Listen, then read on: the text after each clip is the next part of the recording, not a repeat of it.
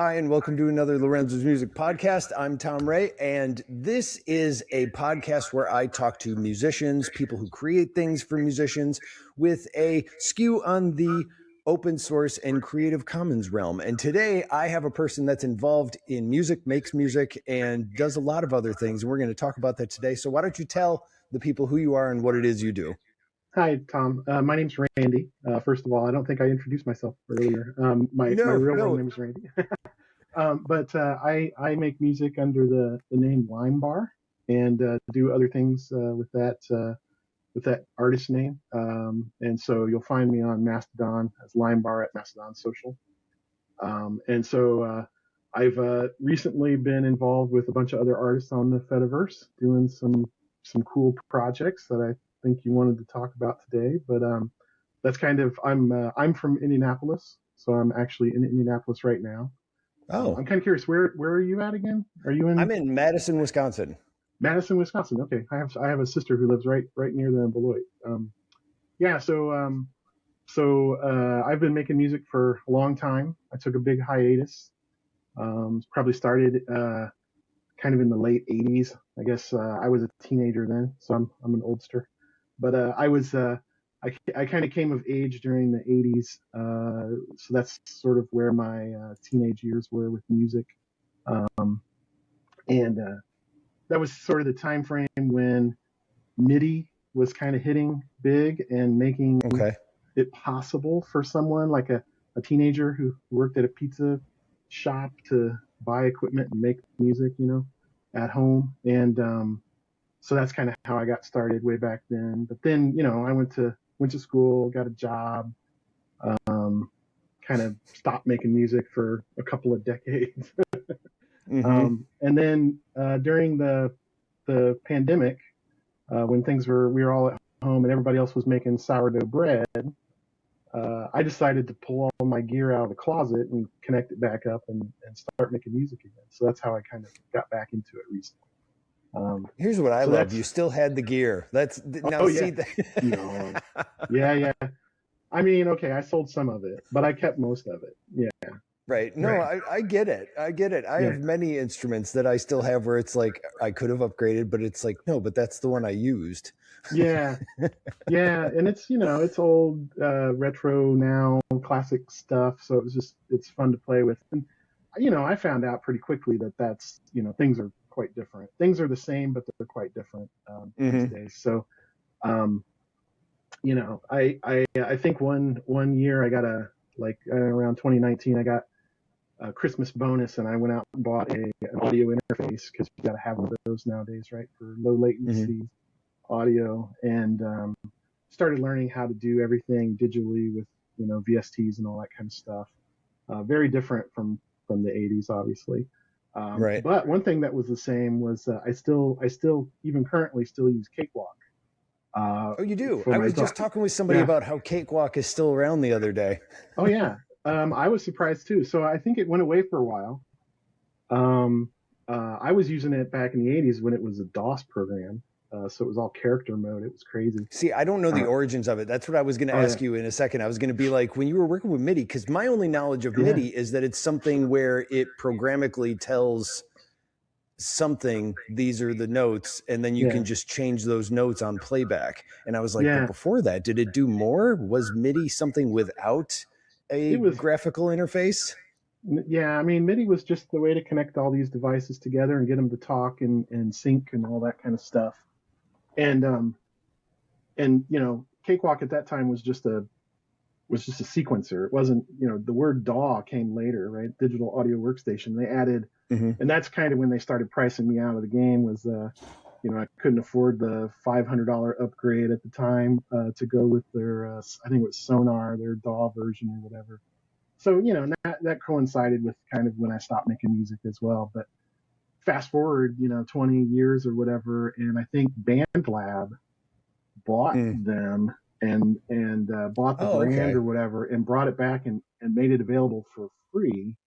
So about the same time I started looking at this stuff, I'm like, oh wow, I already know how to use that. So I went and grabbed it. I got the free version, and it was full featured. It was 100% what I remembered. And so so that's kind of how I got back into things. And I think since then, I probably would have been better off if I'd have, I've been thinking about going with Ubuntu Studio and doing like Reaper or some other, FOSS DAW or something. But I probably should have done that, because I think I'm going to have to do that now anyway, because they're monetizing it as everybody does. So it's not going to be free for long. No, I remember when, if I remember correctly, Ableton Live was free. It might still have a free version, but I know that's how they enticed a lot of people to use it, was there was a free version of Ableton Live. But to do other stuff, it was upgradable, and, or it had its limitations. Kind of like, God, we're going to talk about all kinds of old DAWs. Kind of like the way, if you remember Sonic Foundry Acid, are you familiar with that? I remember that. Oh yeah, yeah. That was their Cakewalk competitor-ish, but it was also for regular audio. So it was essentially just for creating loops. And it's one of those things where, like, I never really got it. And then later on, when I learned more about editing and recording and multi-tracking music, I was like, oh, that's what that did. Oh, that would be handy. Oh yeah. They were just kind of inventing what the DAW is today. Like a lot of the DAWs look very similar now, but in the beginning, nobody knew what it was going to look like. And so they were inventing all that stuff at the time. So yeah, Cakewalk was just a sequencer basically, originally, and started adding all these audio features for multi-tracking audio and effects and all that kind of stuff. And like I said, kind of priced me out of it at my teenage years. I couldn't really afford that stuff. You never had friends who were like, oh, there's this crack site that you can go to. Well, yeah, right. And I may have done some of that, but ultimately life took over, and got a family and got busy and had a job and had a career and all that kind of stuff. And sort of got back into it recently, and just, and the big difference for me personally was, back then as a teenager, I made tons of music, but I never played it for anybody. Like, I was terrified of the criticism. I have hundreds and hundreds of tracks that never saw the light of day, really. I mean, that's not entirely true. There was, I don't know if you remember, Usenet is still a thing, but back then it was a big deal. And there was, because there was a Usenet group, rec.music.industrial, that I was really involved in and interested in, and that's where people. I mean, that's how we discovered music. Me anyway, back then, wasn't as easy as today, I would say, in some respects. So you'd find a group of like-minded people and have conversations, and so they would do somebody on that list would do a compilation tape from people on the list who also made music, and it was all cassette tapes being mailed around, and somebody putting them together, and then you could buy one back for $5 or whatever, and they'd ship it to you. So I had some music on a couple of those, and I even had one on a CD that somebody mastered. So somebody back in those days, this would have been the early 90s when CDs were kind of hitting, had access to master CDs and stuff, which was fantastic at the time. Nobody knew how to do that. And it actually got placed in a alternative press magazine, that magazine. So I actually got a royalty check for like $1.07. Oh, no kidding. Which is probably more than I ever made on Spotify. So that's cool. But and so back then, like I said, I didn't play my music for anybody. I was kind of terrified. And then fast forward, when I started making music this time, I thought, it's different when you sort of deliberately try to do something. I decided I'm gonna make music, and I'm gonna just see if I can be heard. Just try and be heard by as many people as possible. This time. And because, I was learning about like DistroKid and CD Baby and all the streaming platforms, it was cheaper and easier to get distributed than ever before. So I thought I'd give it a shot. And of course, we all know how that turned out. Like, the new hard lesson that I learned is, like, nobody gives a damn about your band. That's what I was going to say. There are lots of people who are like, well, I want to do this, but it's not quite ready to put out yet. And I'm like, no one's going to see it when you first do Nobody's it. gonna It's like, hear it. if you put it out there and you're really worried that so many people are going to see it, then you should be a marketer because you're amazing. People are trying to find out how to do that right from the all get-go. the time. Yeah. So, I kind of laugh about my younger self thinking that I was going to be criticized, because first of all, if they're going to criticize you, first they got to listen, and they're never listening anyway. Yeah. But then something kind of miraculous happened. Like I joined the Fediverse in November 2022, just like millions of other people who were fleeing Twitter and everything else during the big migration, or whatever you want to call it. And I was kind of amazed. So, I mean, I didn't really participate on social media too much before that. Just wasn't my thing. I'd follow like funny comedians or whatever, celebrities, just out of interest. But I didn't really interact with people too much at the time. So when I got on Mastodon, I started again in the spirit of like trying to be heard and just see how many people I could get to listen to my stuff. I started posting things, and to my surprise, people were interacting and engaging.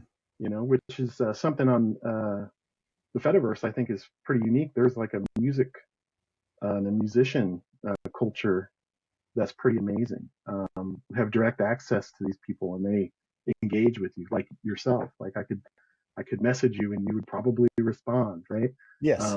Jamie Hill's out there, and he's great, right? So he's out there giving advice, and people are talking about music production, and I was learning things actively by talking to people, and I thought it was fantastic. So like, I went from, being afraid to distribute anything because I was nervous about people being critical about it, to realizing nobody's going to listen, to actually finding a community of people who actually listened and gave encouraging feedback, and were generally very nice about it. So it's kind of an interesting arc. And I guess about that time, that's kind of when I got interested. I think I don't remember when Radio Free Fedi launched. I think it was a little bit after that, certainly a little bit after I joined the Fediverse, but I was just amazed at the indie artists that were on that channel. And there was probably a year and a half in there when I didn't listen to anything else. Like I kind of got out of the habit of listening to any sort of mainstream music. I was just listening to indie music, and largely just listening to it on Radio Free Fedi, or discovering artists there and then going and finding their catalog elsewhere and listening. I was, dissatisfied with Spotify. Basically they're stealing money from artists, and we know all that story with Spotify, and so I got off of all those streaming platforms, and I got off of even as a listener, and started rediscovering my own music collection. So setting up, like I have a Plex server, but I toyed with Jellyfin and some other things. I had one of those, and I never keep up with it. I set it up, and then it's like, to keep it active or to keep updating it, I never follow through. It's like after I get done setting it up, it's like, there, I did it, and then I never use it again. Oh no, I use it. I've had like several of them. I mean, I use it all the time. Like that's how I listen to music, and especially and I don't want to like be an ad for Plex, because that's a paid product or whatever, but they do have a really cool feature that I would love to see in open source, which is this audio analysis feature. And so they can go through and like do some kind of thumbprint or something on your music. Oh, like an audio fingernail, yeah. Yeah, they create these playlists that sort of, you can pick two songs that are like radically different in style, and it'll create a journey between them, gradually picking the next similar sounding song to get you from point A to point B. And it's fun. It's like, it's really a lot like what the playlists on, I guess, early Spotify or some of those other platforms could do. Like if you remember, those platforms came out, they were originally pretty good at playlisting. The best one was Songza. This Yeah, Songza Songs was the good. best one, and that one got bought by what used to be one of the greatest players or music services, which was Google Play Music was pretty Pretty darn cool. good. Oh yeah. And they bought out Songza, so their algorithm for finding music types was great, and then it just got all washed out as things got bigger and bigger. Yeah, I think the operative term is enshittification, right? So they all Right, they right. all they all just they switch from doing a feature that you like to a feature that makes them money, right? That's the Yeah. long arc of how that stuff works. But So here, yeah, go ahead. well, I was going to say, here is what I want to know, though. So when you got back into doing this, it had been many years, you said. And first of all, and this question, I guess, applies to both. What type of, how would you describe the music you do in the sense of you started back up? And also, like, is it much different than what you used to do? It's a lot different. Yeah, I think Okay. it's everything I do is very electronic. I'm a music maker. I wouldn't like to call myself a musician in the classic Okay. sense. I'm not very prolific at playing like guitar or any kind of keyboard. I can pick out a tune. I can hear music in my head and make it happen. But I'm definitely like The voices in my head. yeah. I can go for a sound and I can achieve a thing, and so I do a lot of different stuff.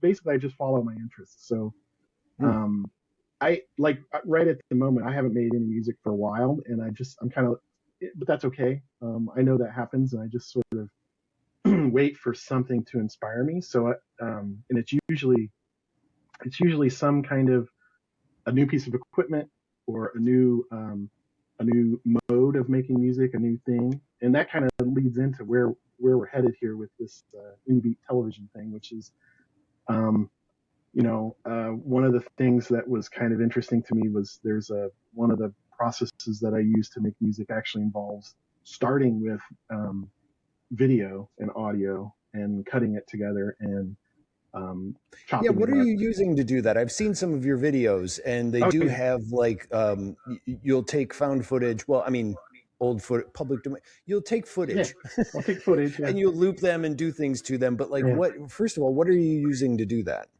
Okay, so one of the things I'm using is actually, so you're familiar surely with like teenage engineering. They have these really expensive, fancy uh, synthesizers and stuff. I don't have any of those. I can't bring myself to fork over the bucks for those things, but they Hey, do you're also talking to a make, guy that uses a PSR home synthesizer from the 1980s as his yeah, main instrument. yeah, right.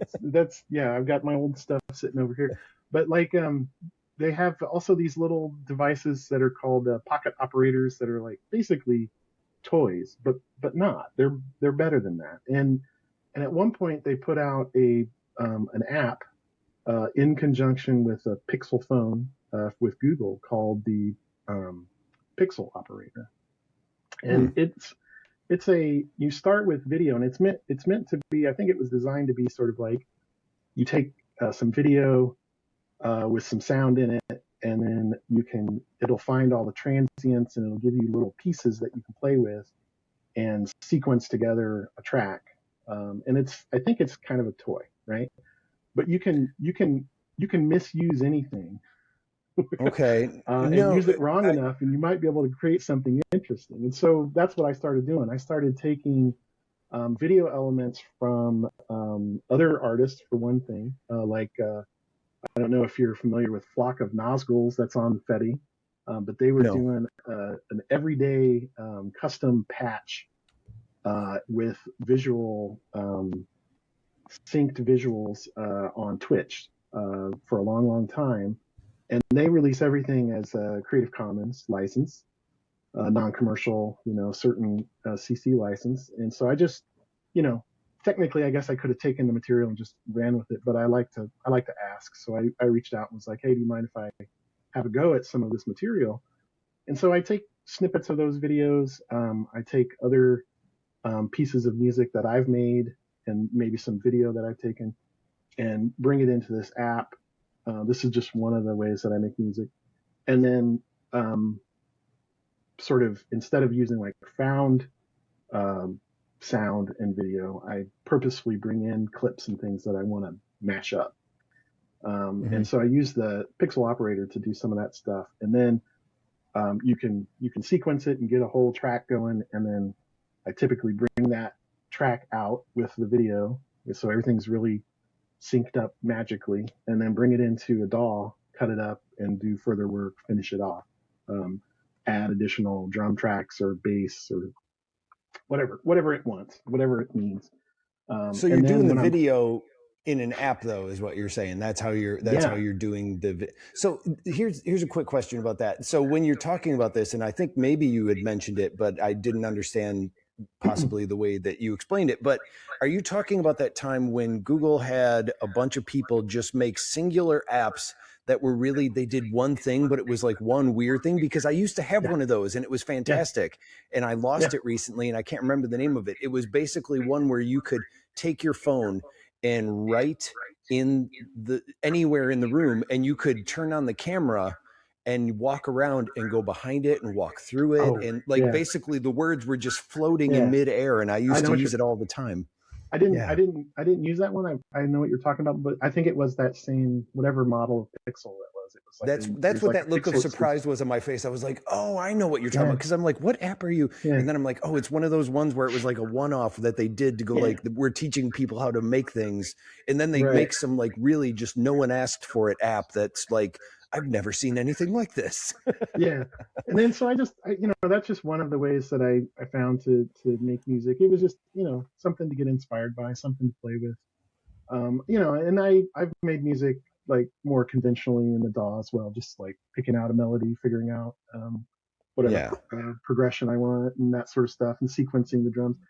So, it just depends on my mood at the time and what the technology is. But so I'm kind of in I wouldn't call it a dry spell. I've been doing other stuff, so I'm kind of waiting for that next inspiration to happen.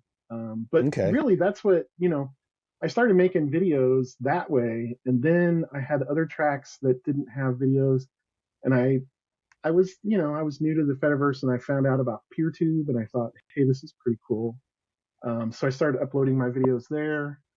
And then I just decided I'm going to go get, like you said, stock footage or common Creative Commons released stuff and edit together videos. I just enjoyed it. It's just fun.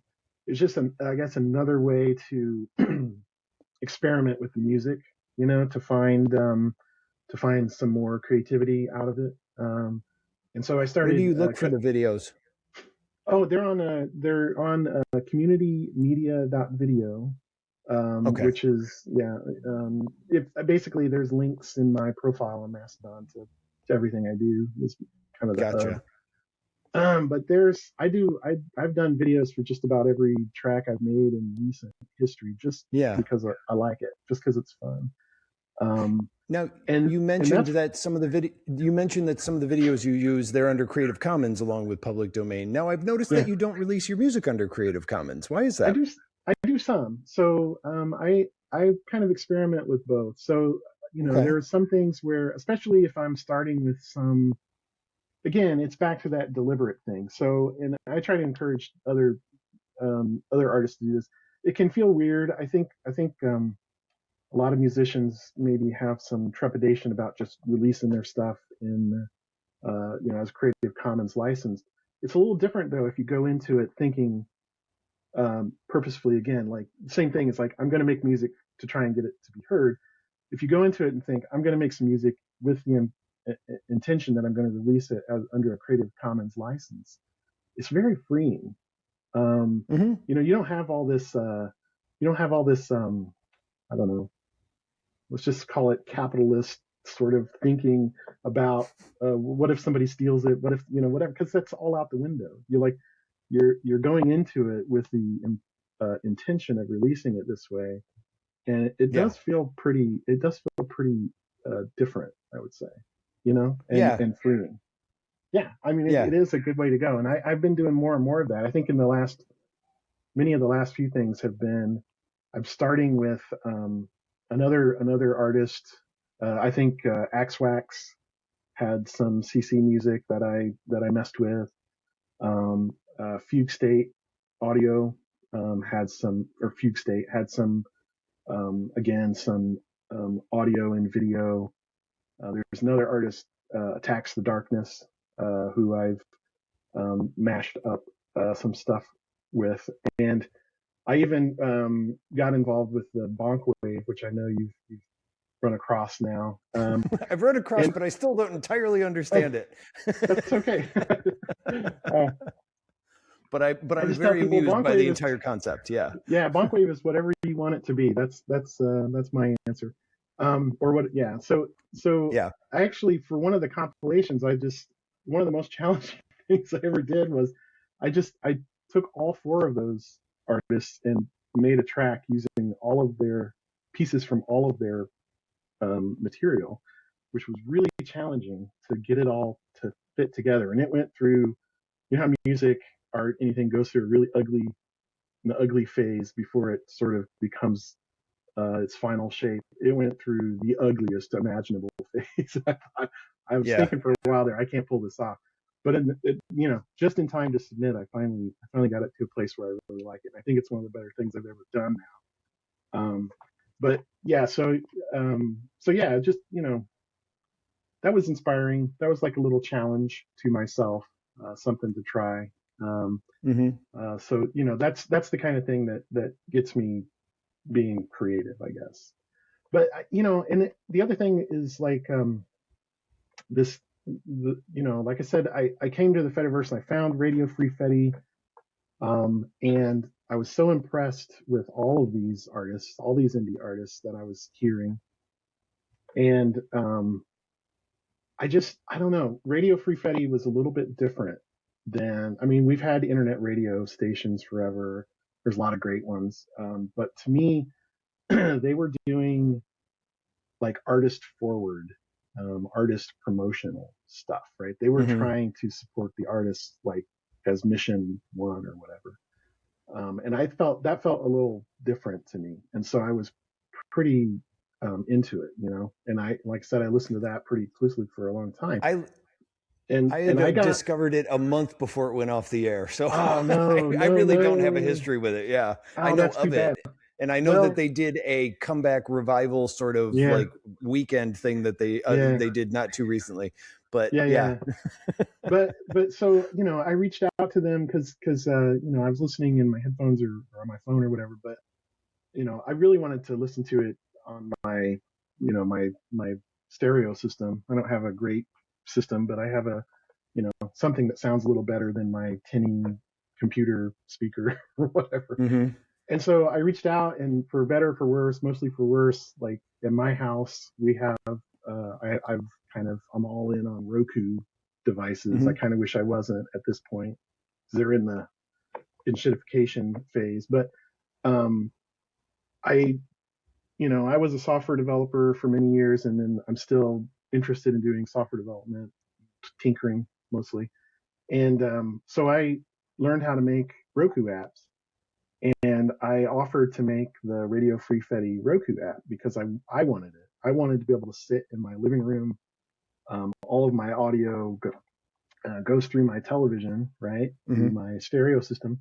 So I offered to make an app, and they were like, yeah, that's great, but make sure that, they were just very clear, make sure that you're putting the artist information on the screen, and a link to where the artist can be supported. Like, it's all about artist support. It's not just, which is part of a lot of the Creative Commons license as well as its attribution. Attribution. So they were pretty firm about attribution. And then, so I was able to do that, and I was able to get like even, cover art on the screen. And then I had a sort of an inspired moment where I was like, I'm going to take that artist support link and generate a QR code and put that on the screen as well.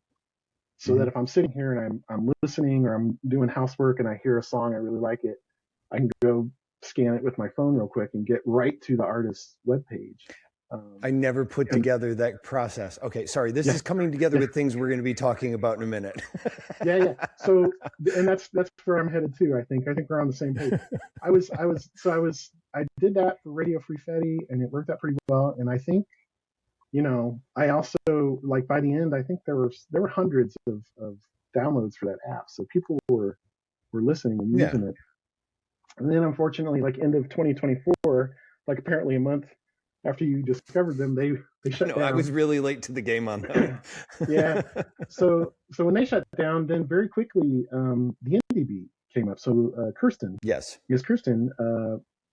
decided to bring up the IndieBeat, and she hit the ground running. I think like now IndieBeat, just for people listening, we got to make sure that they know what we're talking. We know what we're talking about. Yeah, but IndieBeat being another current online radio station that actually I've interviewed her on the show, which is also how I found out about you, because like you're talking about, you made Roku apps and you made one for them, but also it's connected with the way you get your music up there is through Bandwagon, which I've also had on the show. So you upload there, you can have it put on. And I've watched both there. Now everybody's up to speed. Let's go. Yeah, let's go. So I just reached out to her and said, "Hey, do you want a Roku app?" And she said, "Yeah." And so I made one for that as well. So I was back in business. I could hear all this great music again, and I was very trying to encourage people. Like when I found out that Bandwagon, just to make it clear for people, like if you're a musical artist, you can upload your music to Bandwagon, check a box, and it gets shipped over to the IndieBeat and gets played on the radio,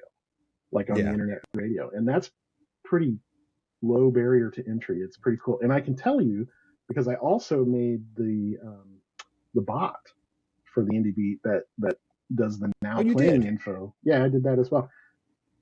As an artifact of that, AzureCast tells you how many listeners there are, right? And that bot can see that and it was kind of funny because when I first created I was going to ask about that. Okay. She had I think originally she had 6 channels, like rock, pop, jazz, electronic, ambient, whatever. And it was too fast. So the bot kept getting rate limited. The Mastodon server was saying you're posting too frequently. So I had to figure out what could I do, and I decided I'd look at this data, and I could see that how many listeners there were. So basically, if there's no listeners on a particular channel at any given point, I don't post any info. But as a side effect of that, I can see people are listening. Like there are thousands of people listening. Oh yeah, like, I pull it up when I'm in my car a lot, because I'll be like, I can either shuffle through my library again, which is a vast library, but still. You know, but I'm like, or I could listen to new music and go, oh, what's this? Yeah.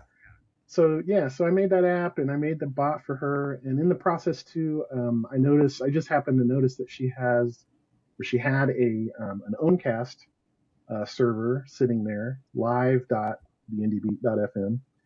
And so I put that in the Roku app, so you can watch that live stream whenever it's live. But then when I kind of found out is, even though the radio was going great, nobody was streaming their, like a concert or anything on the live Owncast. And so putting all this together, was unaware it was there, to tell you the truth. So that might be why too. I didn't know. Yeah, nobody's using it. So at the same time, I'm making all these music videos. Nobody's seeing them, right? They're on PeerTube. I'm getting a few views, but unless I promote the crap out of it, like nobody's seeing it. It's hard to discover those things. But that made me interested to go look, and I found tons of other artists are making videos. You know, I found Mel Joanne has some like professional quality videos out there, like not messing around. Roberta some Fedora. Of them, I feel like they became musicians so they could make videos because their videos are so incredible. Yeah, I agree. Roberta Fedora's videos are great. BGM makes some fantastic videos. And I'm looking at these things and I'm seeing, like, some of them I'm like, this is criminal. There's like 8 views. 10 people have seen this or whatever. And I'm just, it was very upsetting. And so I started thinking about it, and I was like, all these Owncast servers, and especially this the IndieBeat Owncast servers, just sitting there quiet all the time. So I didn't know how to do this, but I reached out to Ms. Kirsten and I said, what do you think about if we put up a bunch of music videos on the Owncast and just run it 24/7?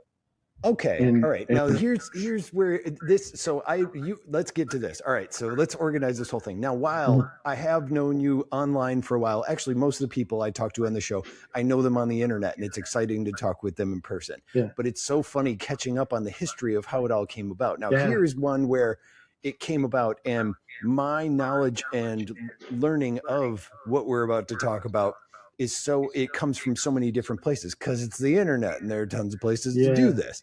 But yeah, so now so we're talking about there's the IndieBeat, which does IndieBeat radio. Now, then you're talking about how now the current thing that's out is IndieBeat TV, but we also use a discourse server where we all talk about music and music on the Fediverse and all that yeah. called what's it called? The social music network. The social music network, the Yeah. discourse server, who is run by, now I'm going to forget their name. Is it Basky or I don't know actually. You know, Icarius. I apologize. Yes. Icarius, Thank you. Yeah. I was gonna be so sad that I didn't remember the name.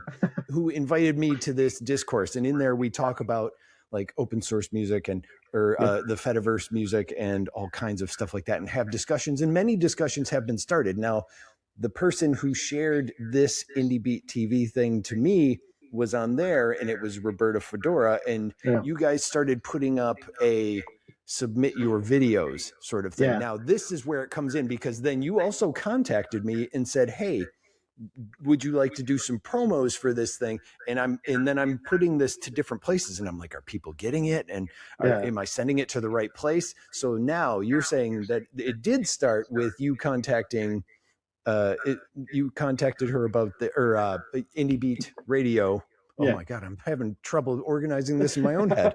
It's big. Right? So you contacted them and said, hey, you have an Oncast server. What if we did videos? That's where you're getting at with this. And that is how it started. That is how it started. Yeah. So, okay, good. So okay. All right. I was seeing all this great stuff and so she said, yeah, that would be great. She would host it. Cause a big piece of this is like, you know, somebody's got to pay for the servers. Somebody's got to pay for the bandwidth.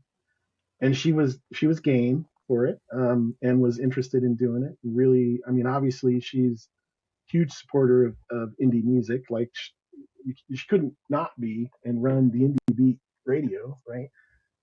So, but she didn't have like the arms and legs to go figure it out. Like she went and figured out AzureCast and got the radio going. But I think her life was complicated towards the end of last year. And so she just didn't have time to do anything. So she's like, if you can figure it out, yeah, we'll let's make it happen.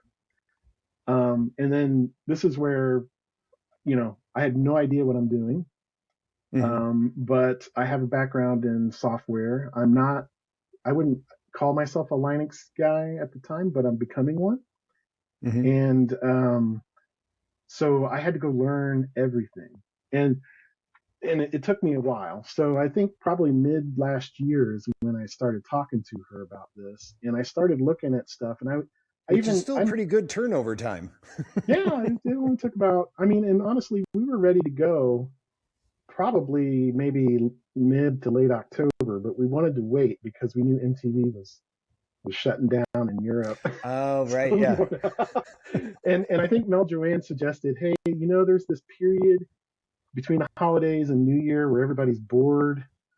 Why don't we launch right in there to give people something to do? So that's kind of why we waited. But yeah, I mean, and so I started looking at stuff, and by the way, I made the Roku app for Retro Strange as well. So Phil runs that. Phil, I've forgotten his last name. Darn it, Platt? Maybe? No. Anyway, and so I talked to him and got some advice on how, because that's a 24/7 playing public domain movies and things. And so I only discovered that through you, because when you asked me for a promo, you go, here's an example of one that exists. Yeah.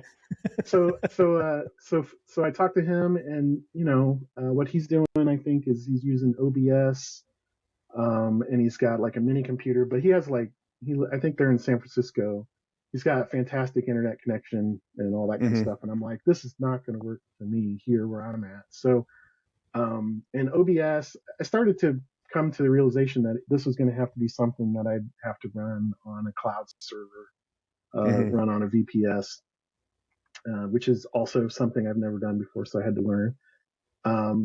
Yeah, and I entertained the idea once myself, and I was like, that seems like a lot of work. Is it really worth it? And so I had to learn a bunch of stuff. And then I started looking, so I discarded that. I started looking at FFmpeg. You can certainly point it at a directory of videos and say stream it out, and it'll do it. But the problem there is that it's not very resilient. If things happen, you have to build some infrastructure around it to, like, if the stream breaks or if server resets, you'd have to build up some stuff around it. And somewhere in the past, I had put out a request on Mastodon just asking for advice on the stuff. And Luca Princhik, or Prinlu, I think, another artist who also runs a music label and and is kind of an advocate of be your own platform. Mentioned Liquid Soap, and this was a while ago.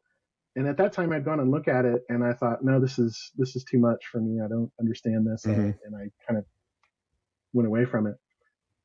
When I started looking at the IndieBeat TV again, I I went back and looked at it again, and I found, I think the author of that, or the creator of that, is Romain Beauvoir, maybe. I'm messing that up. Anyway, he has a video out there on liquidsoap.info, which was like a presentation that they were giving to somebody or other about how it works. And like going through, it's only like a 10-minute video. It's like checkbox by checkbox, everything that I needed. It's got resiliency in it. It has fallbacks. So if your videos are failing, it'll fall back to a known good video. You can have, you can set it up as a daemon so that if your server reboots, it'll automatically restart. So you don't have to sit there and I've noticed that. So when when you guys launched IndieBeat TV, and you have those links in there, and I was like, oh, I'm curious, because I knew about Liquid Soap, and I knew about people who had worked on it in the past, and I was in there. I followed the links. I actually followed all the links to your, like, it uses this and this, and I went and looked at it, saw that video.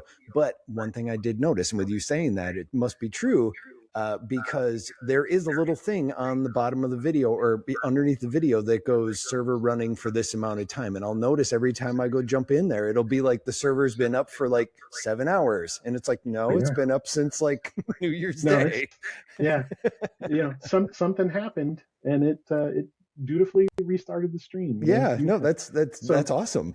Yeah, and I knew that if I did this, I wasn't going to have the time to just babysit it, and constantly go in and restart stream and all that. So it had to be able to do that. And then it's got all these features that are baked in. So basically, Liquid Soap is a language, and it's a functional programming language based on OCaml. And even though I'm a programmer, I wasn't familiar with functional programming, and it is a different headspace a little bit. I actually like it now that I understand it better. But that'll happen. it took a bit of learning, right? And so what I found was, going out there, looking around, I could find lots and lots of examples of people using Liquid Soap to create radio stations, like doing audio streaming. And even though the software can do video, I couldn't find any like complete examples of a video channel. So like a side effect of this, or a secondary goal, was making sure that we documented everything we did as we went along. So the script, everything is out there on Codeberg. So if somebody else wanted to create their own 24/7 Liquid Soap based streaming channel, they could start with the script that I made and modify it and go on. And it's got time predicates in the language formally, which means you can go in and program up a schedule. So, I knew, like with FFmpeg, I could have just pointed at a directory and had it blast videos randomly for hours on the hours. But I figured, I love the IndieBeats Everything channel, which is just a riot of styles.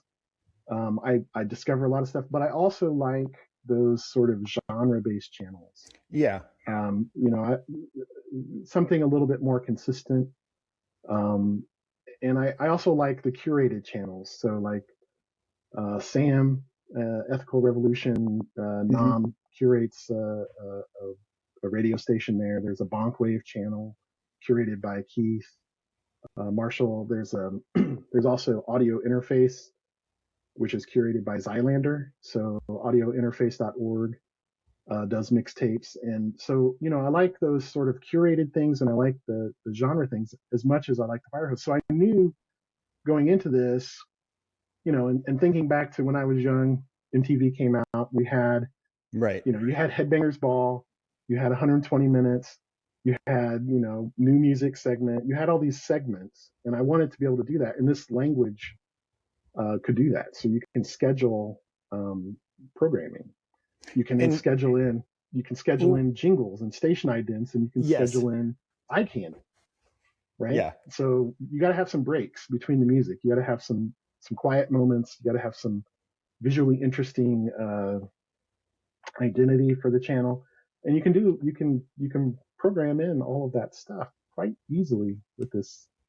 So suddenly it started to look like that was the answer, and so I guess the next thing I did was I just downloaded it and started hacking away at it, trying to make it do what I wanted it to do, which was a challenge. And I was doing that at the time on my Windows PC here, so I wasn't even doing Linux. And it became very, very obvious very quickly that I was gonna need to run this on Linux at some point on the VPS. And then I also reached out to AJ Roach, Andrew Roach, who's another guy he runs a cable station in New Ellijay, Georgia. He has a makerspace. He has a record label. He has a recording studio. He has all this stuff. But he's also, like I said, he's doing television. He's doing broadcast. And so I asked for some thoughts along with Phil about how to do this. And then I also asked him, that's where he runs the PeerTube where I have my videos. So I asked him if we could use that PeerTube as a test. So I created a test video that was unlisted. So for a couple of months there, if somebody had stumbled upon my test video, they could have seen what the IndieBeat was shaping up to be. IndieBeat television. And once I had something that was kind of working, not great, but kind of working, and it was just all my own videos. So it was like basically the Limebar channel for a while there. I brought a bunch of people together in a Mastodon private chat that I thought could help. And this is where I got real audacious. And I just dragged them into it. So I knew that Mel Joanne made videos. I knew that Roberta made videos, and I knew that they were, top-notch artists who could help make this happen. So I dragged them into the chat. I knew that Mel Joanne was interested in this kind of thing, and she runs Gravitons, that collective. She runs all of their tech stuff. She knows what she's doing, and she's a Linux person as well. I also knew that Sam was interested because he was obviously curating Nam videos over on nam.co.uk. And then Snob was also develops and helps bring Nam along. So, I brought them in. Keith Marshall, I also brought in because he runs bonkwave.org and a lot of the bonk wave technology. Yeah. And I just know from reading his Mastodon feed that he likes to write tar pits for AI crawlers and things like that. So he knows what he's doing technically. And then also Axwax, I knew was a programmer and very technical person, so I brought them in as well. And and the thing is, they were all musicians. So this core group of people were musicians and also technical. And very quickly, I think I got them excited enough looking at this test stream that we could believe it could work. And they started helping out miraculously, which is great. And and so from there, it got unwieldy to be on Mastodon in this chat. So Roberta set up a matrix room for us to go collect in and chat. And we started figuring out how we're going to make this work. Because again, I didn't know what I was doing. I still sometimes don't. But like Keith offered, hey, we use massive.io for Bonkwave when people want to submit things for the submission. So why don't we try that? So that's the submit form that we have. And it's been running for like how long now? So as of today, it's 2 weeks. So we've been live for 2 weeks. Why did I think it was longer? Yeah, it's only the beginning of January.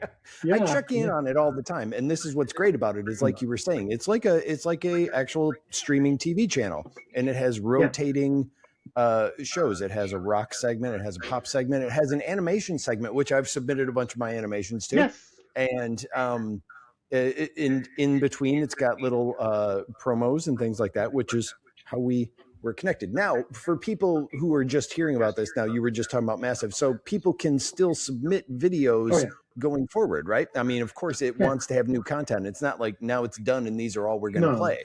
So where can people actually go do that? They go to the place itself, correct? So we have the forum is out there on the IndieBeat.fm.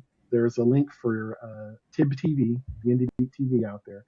We also have a link on Roberta set up a page called animationarray.com. And so Roberta early on was like, hey, I really want to do because she's an animator, I think, at heart, as well as a musician. And she really wanted to do an animation show like early MTV had, like Liquid Television. Liquid Television, air, all that kind of cool stuff. And so she wanted to curate that. And so, people just started volunteering for that stuff. So, and then, of course, she set up a page where she's hosting the forum. And then all that material just comes to me and I parcel it out to people. And we go and do our curation, vet the material, make sure it's, suitable for airing. Because we don't think, we don't, nobody's trying to get sued here. This is all consent driven. You got to have the rights to the material to be able to submit it and that kind of thing. And it's all original content. So yeah, we're still taking music videos, original animations. If people want to do station idents, things that pop up and announce the station, or even what I like, I think the proper term is interstitial videos, like little eye candy breaks. You need a little rest between the music sometimes, right? So you get these little weird little video montages or whatever between some videos. So I'm hoping that we get interest by people who do GLSL coding. So this is January on Mastodon. I don't know if you've noticed that hashtag. You got all these coders creating all this CG artwork. And I'm hoping some of those people take notice and will submit their little animations as interstitial eye candy. That would be cool. Other things that I'm kind of interested in. Are you familiar with the demo scene? Is that with the what? Ring a bell? Demo scene. So maybe. So this has been around since probably the 80s as well. It's like demo scene is like people who do demo coding, and it's usually computer graphics, but also for me, it's kind of as much about chiptune music. So it's sort of graphics demos, and I think a lot of it comes out of people trying to create as interesting and dazzling graphics animation as they can in as little code as possible. Like there are categories, right? So there are categories that are just you see demos that are like have sound and animation, and they're like literally 128 bytes, not 128K, but 128 bytes of machine Right. code. Okay. And those kind. So these are people who are like riffing off each other and trying to impress each other, just same way that musicians do too, right? They try to, the best stuff like bonk wave is like people trying to impress each other and say, hey, look what I did, and so I'm kind of hoping that we get some interest from the demo scene to submit some of their demos. Now, the real way to experience a demo is to run the executable. We obviously can't do that, but people do record them, and if you go search demo scene on YouTube, you'll find. Yeah, I mean, you can do a screen grab. You can run it and capture the screen. I mean, there are ways around it. We have the technology. Right. But I think some of that stuff could fit on the animation array for sure, because they're pretty elaborate and pretty. They can have so the best ones have a narrative. They have a story that they tell. And the music, it can be quite emotive, and some of them are fantastic. And I'm just hoping some of them will submit. But these are just some ideas. These are just wishes that I have. Well, here's one thing that I have to make sure before we leave today. I have to ask this question, and I keep meaning to ask it, and then I get distracted by something else. So my last question today is one that I have to ask. So the name Lime Bar, why? Oh. I kind of knew this was coming. So yeah, it's a weird name. I know. So like I said, when I came back to making music, I had to find a name, and it is really difficult to find an artist name that's not already been taken on all these streaming platforms. Like everything I came up with that I was even close to liking was taken, like everything. And so I don't know, just sort of on a whim, my wife makes lime bars, which are like lemon bars, if you've ever had a lemon bar. And I thought, is it really that simple? It's that simple. I was so frustrated trying to come up with a name, and I just love these lime bars. And I thought, they're kind of tart, they're kind of sweet, and that's the kind of music I'm making. Okay. So something a little tart and sweet, little tidbits. And so I went and looked, and nobody had taken it. So I used it. Of course, like in less than a year, there were 2 other lime bars out there. Oh, really? Yeah. So if you go look, there's probably 5 by now.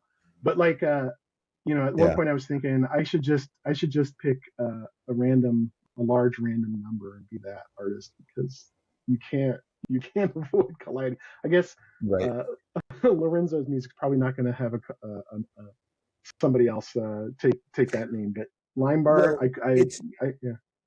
it's our name. Nobody takes it because there's an apostrophe S on it. That's what I realized is the trick. Because our name is taken from something. Our name is the voice of Garfield. It was the actor who did the voice of Garfield and Peter Venkman on the Ghostbusters cartoon. I was inspired by, basically, I came home one night and I was watching the Bob Newhart show, and one of the creators of the Bob Newhart show was Lorenzo Music, and it was there in the nice Cooper 70s font, and I was like, that'd be a cool name for a band, so I just ran with it. So that's where he lived in Chicago. Yeah, he lived in Chicago. We were playing shows in Chicago, and we got contacted by his lawyer, and he goes, Mr. Music would like to have a copy of your CD. And I was like, oh, yeah, sure. Basically, like, he heard about it, and he wants to be like, who are these people using my name? So we put an apostrophe S on it and never heard back from him again. Oh, that's good. That's good. That's so there you go. They're happy. Yeah. Yeah. So anyway, now if people want to, first of all, listen to you, where can they go do that? And also if they want to watch and participate in IndieBeat TV, where can they do that? So yeah, if you want to listen to me, I guess you can find me on Mastodon, and my links are all in the profile, limebar@mastodon.social. I also have a website that I just created called limebar.space, and it's got links on TiddlyWiki. It is on TiddlyWiki, yes. It was just Isn't awesome. that crazy? I know. Well, it was a fast, easy way to make a website, and I like it. I just didn't know anybody else knew about that. I used it years ago. A lot of people are using it now, and it's fun. I don't know. I just enjoy using it. So okay. Anyway, sorry, I distracted you. Go back to what your actual address is. I realized I just interrupt you telling your web address. No, it's fine. Yeah, I've got music out there. My links to the videos, I've got a blog where I post some things, and some photography. I do some photography stuff, so I post some of that stuff out there as well.